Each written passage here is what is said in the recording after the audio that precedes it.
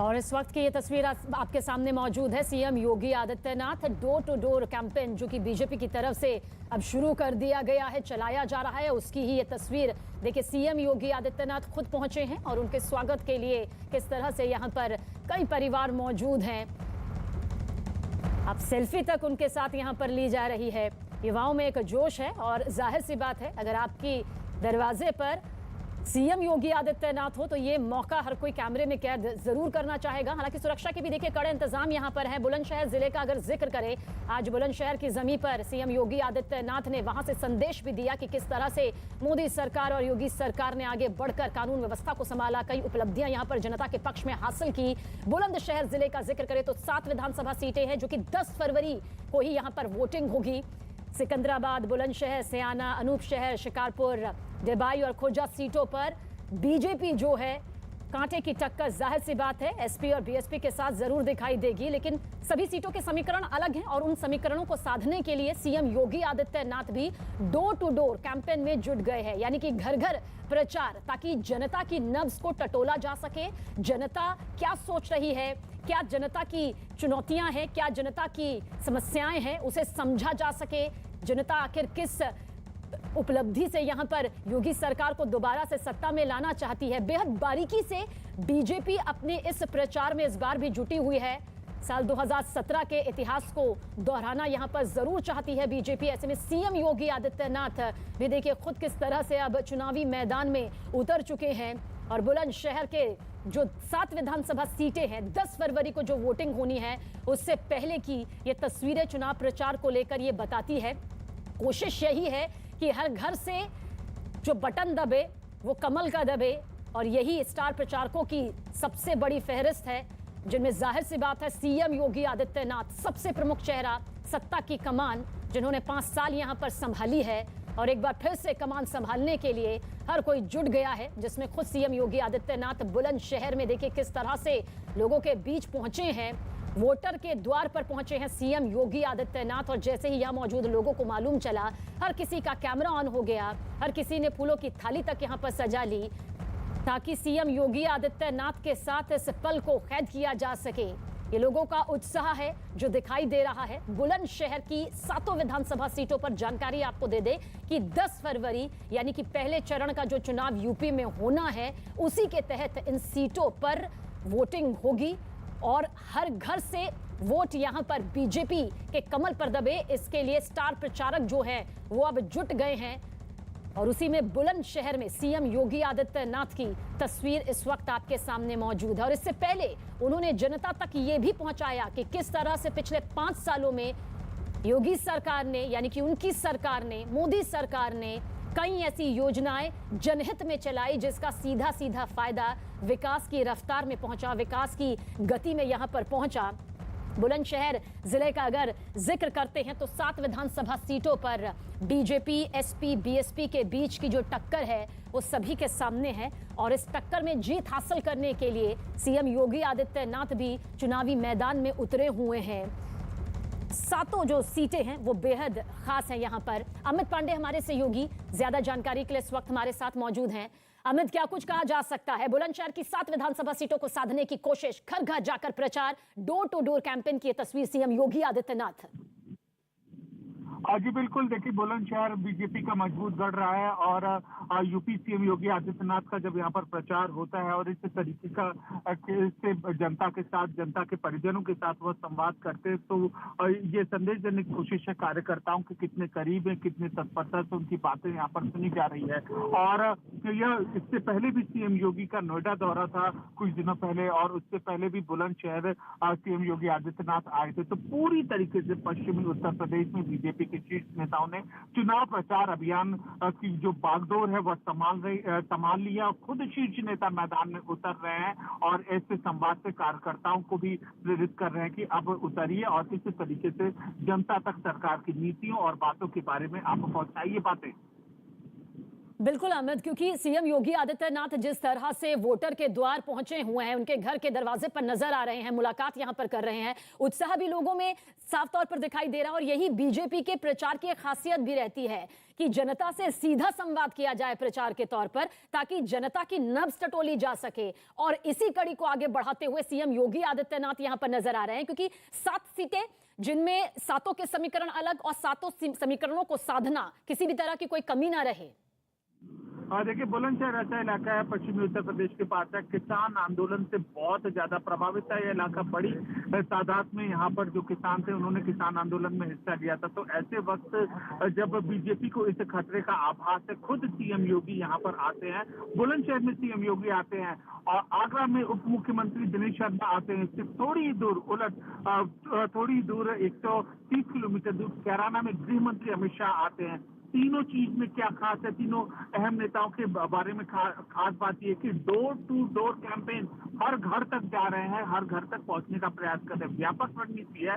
और फिलहाल अगर हम पूरे चुनाव प्रचार अभियान के पॉलिटिकल पार्टी के चुनाव प्रचार अभियान को हम देखें तो कोविड प्रोटोकॉल लागू होने के बाद, चुनाव आयोग के निर्देश देने के बाद, ये बीजेपी के नेताओं की मौजूदगी हमें फिलहाल अन्य पार्टियों के नेताओं की मौजूदगी से ज्यादा हमें नजर आ रही है। अब जनता पर क्या असर होगा ये मतदान के दिन पता चलेगा। जाहिर सी बात है, जब मतदान में प्रत्याशियों की किस्मत पिटारे में कैद होगी और उसके बाद नतीजे सामने आएंगे, यानी कि काउंटिंग का वो दिन। लेकिन जो प्रचार के दिन रहते हैं वो सबसे ज्यादा खास होते हैं, क्योंकि ये जनता की सोच में एक बड़ा बदलाव लाने में अपनी महत्वपूर्ण भूमिका भी यहाँ पर निभाते हुए नजर आते हैं। और साथ ही जनता आखिर किस पार्टी के साथ में है, जनता किस तरह से अपनी मौजूदा सरकार के साथ में है, उनके कामकाज से, उनके कार्यकाल से कितना संतुष्ट है, घर घर जाकर जो संवाद यहाँ पर होता है, सड़क पर निकलकर, गलियों में निकलकर जो संवाद यहाँ पर जनता के साथ में होता है, स्थानीय लोगों के साथ में होता है। बीजेपी जानती है कि डोर टू डोर कैंपेन से कितना फायदा यहाँ पर हो सकता है।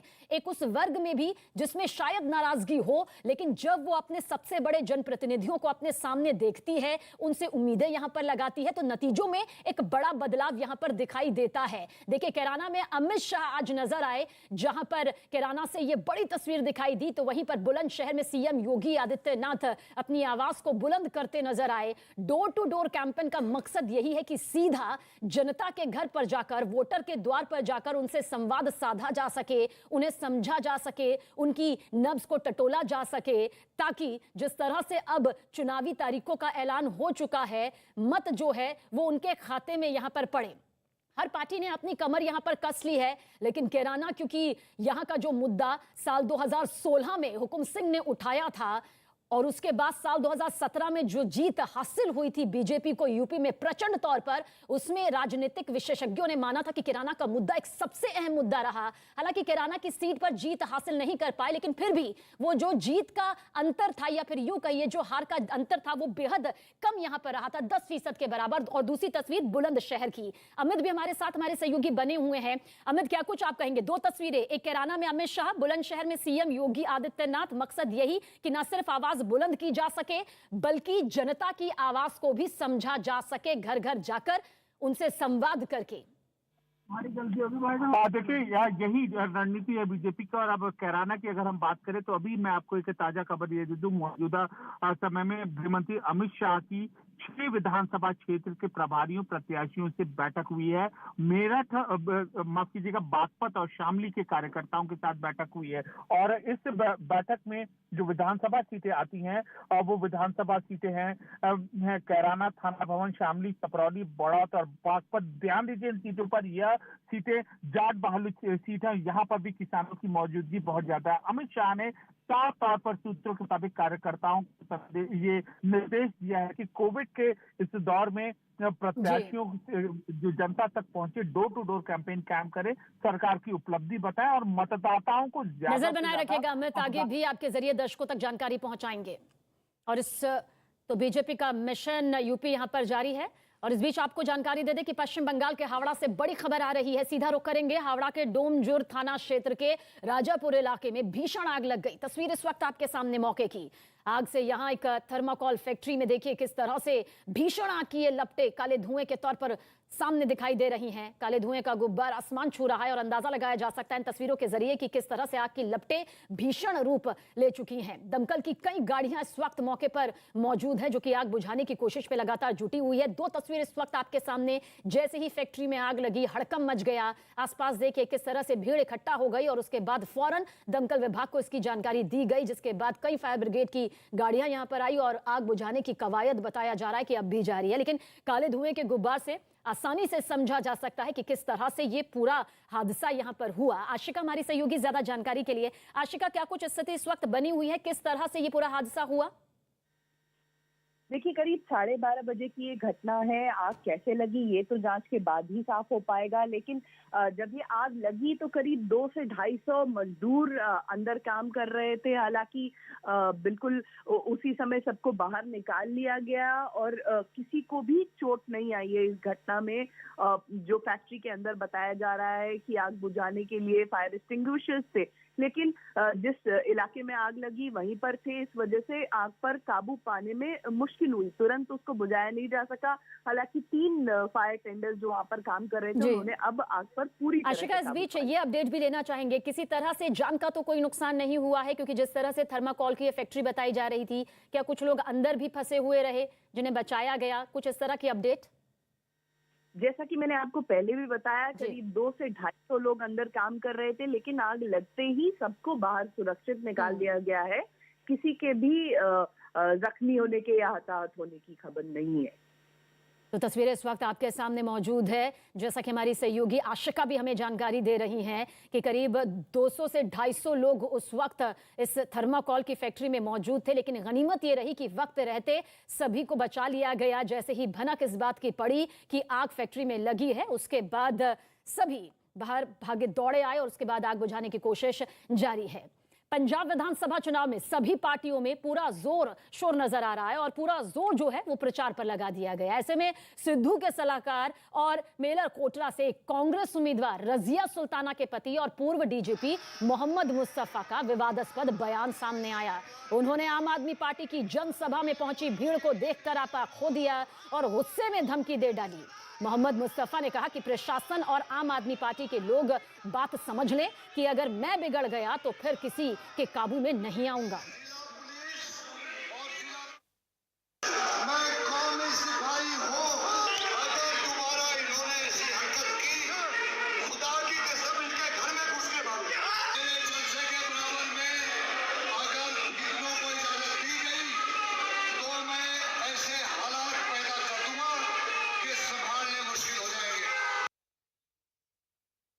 तो मोहम्मद मुस्तफा के बयान से पंजाब की सियासत गर्मा गई है। बीजेपी नेता अमित मालविया ने ट्वीट किया और मुस्तफा का वीडियो शेयर किया। अपने ट्विटर में अमित मालविया ने लिखा, उन्होंने कहा कि अल्लाह की कसम मैं कौमी सिपाही हूं, अगर हिंदुओं को मेरे जलसे के बराबर इजाजत दी। तो सिद्धू के सलाहकार मोहम्मद मुस्तफा के इस बयान पर संबित पात्रा ने भी ट्वीट किया। क्या कुछ ट्वीट किया? मैं वोटों के लिए कौम नहीं कौम के लिए लड़ रहा हूं। अल्लाह की कसम अगर हिंदुओं को मेरे जलसे के बराबर इजाजत दी तो ऐसे हालात पैदा कर दूंगा कि संभालना मुश्किल हो जाएगा। ये पंजाब के पूर्व डीजीपी और पंजाब सरकार की मंत्री रजिया सुल्ताना के पति मोहम्मद मुस्तफा हैं। तो बीजेपी नेता शाजिया इल्मी ने मोहम्मद मुस्तफा के बयान को हेट स्पीच करार दिया। उन्होंने कांग्रेस पर आरोप लगाया कि वो इस तरह के बयान देकर देश में दंगा करवाना चाहती है। ये हेट स्पीच नहीं तो ये क्या है? ये दंगा करने की कोशिश नहीं है तो ये क्या है? ये देश में सांप्रदायिक सौहार्द बिगाड़ने की कोशिश नहीं तो ये क्या है? इलेक्शन कमीशन को इस पर फौरन एक्शन लेना चाहिए और मुझे लगता है रजिया सुल्तान का जो के खिलाफ कार्रवाई होनी चाहिए कि उनके पति और उनके कैंपेन मैनेजर हैं और जिस तरह से वो हिंदू मुसलमानों के बीच में सौहार्द को बिगाड़ने की कोशिश कर रहे हैं और कह रहे हैं मैं खुदा की कसम खाता हूं कि मैं इस तरह का जलसा नहीं होने दूंगा। वो डरा रहे हैं, धमका रहे हैं लोगों को। और वीडियो है कहां पे? ये कल रात में बाकायदा एक इलेक्शन मीटिंग में उन्होंने इस तरह की बात कही है। पंजाब के पूर्व डीजीपी मोहम्मद मुस्तफा के बयान पर चुनाव आयोग ने नोटिस लिया है और उन्होंने जिस तरह से कहा है कि किस जो एक्ट यहां पर सामने आता है उसके तहत कार्रवाई करने का भरोसा भी दिया। इस तरह जी वो वीडियोज़ आईਆਂ ਸੀਗੀਆਂ सोशल मीडिया ਤੇ ਵੀ ਸ਼ੇਅਰ ਕੀਤੀਆਂ ਜਾ ਰਹੀਆਂ ਤੇ ਬੜੀ ਅਨਫੋਰਚੂਨੇਟ ਮੈਂ ਕਹਿ ਸਕਦਾ ਵੀ ਇਨਸੀਡੈਂਟ ਹੋਇਆ ਹੈਗਾ। ਇਲੈਕਸ਼ਨਸ ਜਿਹੜੀਆਂ ਹੈਗੀਆਂ ਉਹ ਇੱਕ ਜਿਹੜਾ ਮਾਡਲ ਕੋਡ ਆਫ ਕੰਡਕਟ ਹੈ, ਮਾਡਲ ਕੋਡ ਆਫ ਕੰਡਕਟ ਸਾਰੇ ਪਾਰਟੀਜ਼ ਵੱਲੋਂ ਇਕੱਠੇ ਹੋ ਕੇ ਉਹਨਾਂ ਵੱਲੋਂ ਅਡਾਪਟ ਕੀਤਾ ਗਿਆ ਹੈ। ਸੋ ਇਸ ਕਰਕੇ ਜੇ ਕੋਈ ਵੀ ਵਾਇਲੇਟ ਕਰਦਾ ਹੈ ਤਾਂ ਇੱਕ ਉਹਨਾਂ ਨੇ ਕਮਿਟਮੈਂਟ ਦਿੱਤੀ ਸੀ ਵੀ ਅਸੀਂ ਮਾਡਲ ਕੋਡ ਆਫ ਕੰਡਕਟ ਦੇ ਮੁਤਾਬਕ ਹੀ ਇਲੈਕਸ਼ਨਸ ਲੜਾਂਗੇ, ਇਹ ਕਮਿਟਮੈਂਟ ਦੀ ਬ੍ਰੀਚ ਵੀ ਹੈ ਤੇ ਜੋ ਕਾਰਵਾਈ under the representation of people's act ਤੇ ਜਿਹੜਾ ਲਾਅ ਹੈ ਉਹਦੇ ਅੰਡਰ ਕੀਤੀ ਜਾਣੀ ਹੈ। और आज अमित शाह यूपी के कैराना पहुंचे जहां उन्होंने बीजेपी का यूपी में एजेंडा सेट कर दिया। कैराना में अमित शाह ने डोर टू डोर कैंपेन किया। तस्वीर इस वक्त आपके सामने। वहां के लोगों से उन्होंने मुलाकात की, उन्हें बीजेपी का काम बताया, बीजेपी की उपलब्धियां गिनवाई।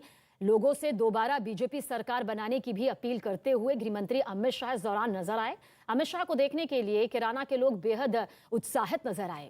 लोगों में जोश दिखाई दे रहा था। कोई उनके साथ फोटो खिंचाने की कोशिश कर रहा था, कोई फूलों की बारिश कर रहा था, तो कोई मिठाई लेकर उनका इंतजार करता भी नजर आया।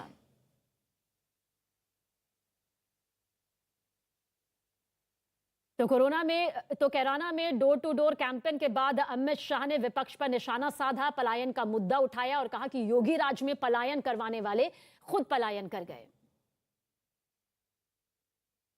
यही कोरोना है, कैराना है, जहां पहले से लोग पलायन कर रहे थे। आज मैं जब राउंड लेने निकला, उन्होंने कहा मोदी जी की कृपा हो गई, भाजपा की सरकार बनी, योगी जी ने कानून और व्यवस्था को सुधारा है, हमें पलायन करने वाले पलायन कर गए हैं। ये जो आत्मविश्वास उत्तर प्रदेश की जनता में मैं देख रहा हूं, मुझे लगता है कि आने वाले दिनों में उत्तर प्रदेश भारत का सबसे विकसित राज्य बनने जा रहा है। आज अभी मैं मित्तल परिवार के साथ बैठा था, कभी उनको भी पलायन करना पड़ा था। बड़े इत्मीनान से परिवार के 11 सदस्य मेरे साथ बैठे। उन्होंने कहा अब हमें कोई भय नहीं है, सब शांति से यहाँ अपना व्यापार कारोबार कर रहे हैं। मैं उत्तर प्रदेश की जनता को बताना चाहता हूँ कि उत्तर प्रदेश में कानून और व्यवस्था की स्थिति को बरकरार रखना है। उत्तर प्रदेश में तुष्टीकरण को खत्म करना है। उत्तर प्रदेश में एक जाति के लिए काम करने वाली सरकारों की प्रथाओं को खत्म करना है और मोदी जी के नेतृत्व में उत्तर प्रदेश का विकास करना है। तो फिर से एक बार यहाँ योगी आदित्यनाथ के नेतृत्व में भारतीय जनता पार्टी की सरकार प्रचंड बहुमत से बनानी होगी। और इसी पर ज्यादा जानकारी के लिए मेरे सहयोगी अमित पांडे हमारे साथ मौजूद है। अमित, पूरा सियासी निचोड़ अगर आज कैराना में गृहमंत्री अमित शाह के इस दौरे को लेकर निकाला जाए तो क्या मंत्र देते नजर आए, क्या संदेश आज उन्होंने कैराना के जमीन से दिया है? देखिए, अगर हम सियासी निचोड़ इसमें निकालना चाहे तो इस मुताबिक जीत का जो मंत्र है, कार्यकर्ता डोर टू डोर संवाद करे, पहली चीज। दूसरी चीज, कार्यकर्ता कोविड के इस दौर में व्यक्तिगत संवाद स्थापित करे मतदाताओं से। तीसरी चीज, मतदाताओं को गृहमंत्री अमित शाह ने ये निर्देश दिया कि कार्यकर्ता ज्यादा से ज्यादा मतदाताओं को मतदान के लिए प्रेरित करें। और चौथी चीज यह भी निर्देश दिया है कि अब सरकार की उपलब्धि के बारे में जनता को बताएं। तो बहुत अहम दौरा है और इस तरीके से चुनाव प्रचार अभियान बीजेपी का हमें आने वाले दिनों में देखने को मिलेगा, जिसकी शुरुआत आज खुद गृहमंत्री ने की थी। ठीक इस दौरे के बाद गृहमंत्री ने 6 विधानसभा क्षेत्रों के प्रभारियों के साथ बैठक की और उन्हें यह जीत का मंत्र भी दिया। शुक्रिया अमित, जानकारी के लिए आपका। और कैराना से बीजेपी ने एक बार फिर मृगांका सिंह को टिकट दिया। मृगांका का कहना है कि कैराना में अगर कोई सबसे बड़ा मुद्दा है तो वो है पलायन, जिसकी लड़ाई वो पिछले 5 सालों से लड़ रही हैं। पलायन मुद्दा है क्योंकि पहले आपने 2017 के चुनाव में भी ये मुद्दा उठा था खूब, और अब फिर से इसकी चर्चाएं हो रही हैं। पलायन तो अब अपराधियों का हुआ है पिछले 5 वर्षों में। जब से भारतीय जनता पार्टी की सरकार 2017 में बनी है और योगी जी के कुशल नेतृत्व में यहाँ पर जो उन्होंने एक ज़ीरो टॉलरेंस का व्यवहार किया है, तो पलायन अपराधियों का कैराना से हो चुका है। लेकिन जो आपके प्रतिद्वंदी हैं, जो हसन फैमिली है, अभी हम इकरा हसन से बात कर रहे थे, नाहिद हसन जेल में, वो कह रही हैं कि पलायन हुआ ही नहीं, कुछ लोग आर्थिक मजबूती के लिए गए थे, वो इसको खारिज करती हैं। ये तो आप स्वयं भी जांच कर सकते हैं यहाँ पर कैराना शहर में घूमकर, यहाँ के गांव में घूमकर, कि यहाँ पर लोग अंधेरे के बाद शाम होते ही अपने घरों से बाहर निकलकर सुरक्षित महसूस नहीं कर सकते थे। गांव से कोई व्यक्ति अगर शहर आया हो तो वो गांव लौटने में संकोच करता था कि कहीं उसकी राहजनी ना हो जाए, उसके साथ लूटपाट ना हो जाए या हत्या ना हो जाए। मैम ये बताइए कि वो कह रहे हैं कि आप ध्रुवीकरण करना चाहते हैं पलायन के मुद्दे के बहाने, इसको कैसे काउंटर करेंगे? देखिए, सरकार भारतीय जनता पार्टी का नारा है सबका साथ, सबका विकास और सबका विश्वास, तो इसमें कोई और बात तो है ही नहीं। कैराना में जहां पर अमित शाह ने यूपी में बीजेपी कैंपेन की शुरुआत की, वहां के लोगों से हमारे संवाददाता अमित पांडे ने बातचीत की। अभी गृह मंत्री अमित शाह आपसे मिले हैं, कितना भावात्मक पल था आपके लिए? इससे ज़्यादा भावात्मक पल कोई हो ही नहीं सकता कि देश के इतने बड़े गृह मंत्री हमसे विशेष मिलने के लिए आए हैं। हमारी पीड़ा को उन्होंने समझा और हमारी पीड़ा का साझा करने का आश्वासन दिया हमें। हमारे साथ और ये महिला मौजूद है, आप कितने पहले भावात्मक पल है आपके लिए? हाँ जी, बिल्कुल है। अब हमें पूरा विश्वास है और पूरा अंदर से ऐसी फीलिंग नहीं आती कि हमें यहाँ पे कोई खतरा है। गृह मंत्री ने क्या बोला आपसे? उन्होंने कहा घबराने की जरूरत नहीं है, डट के यहीं रहिए, कहीं जाने की जरूरत नहीं है, आप लोगों को पूरा संरक्षण दिया जाएगा। आपकी क्या कहानी थी? आप कब पलायन किया था और कब वापस आके बसे? सन 14 में किया था और बीजेपी के आने के बाद वापस आए थे। आप लोग आपस में पत्नी है। ये बताइए कि अब गृह मंत्री यहाँ पर आ रहे हैं, उस पल को आप कैसे बयां कर रही हैं? ऐसा लग रहा है कोई देवता उतर के आ गया ऊपर से, जमीन पे से, आसमान से कोई देवता उतर के आ गए हमारा दुख सुख बांटने के लिए। उन्होंने हमारे दुख को समझा, हमारे साथ अपने कुछ समय व्यतीत किया, हमारे दुख में सहभागी हुए। हमारे लिए तो ये बहुत बड़ी बात है। और दूसरे, उन्होंने जो वादा किया था यूपी गवर्नमेंट ने, वो निभाया, बाखूबी निभाया। कोई किसी किस्म का यहाँ पे परेशानी वाली बात नहीं। सपना सा लगता है, मतलब इतने बड़े मंत्री का, गृह मंत्री का, होम मिनिस्टर का, और यहाँ छोटे से कस्बे में आना और जनता के बीच में जनता का दुख सुख पूछना एक सपना सा लगता है।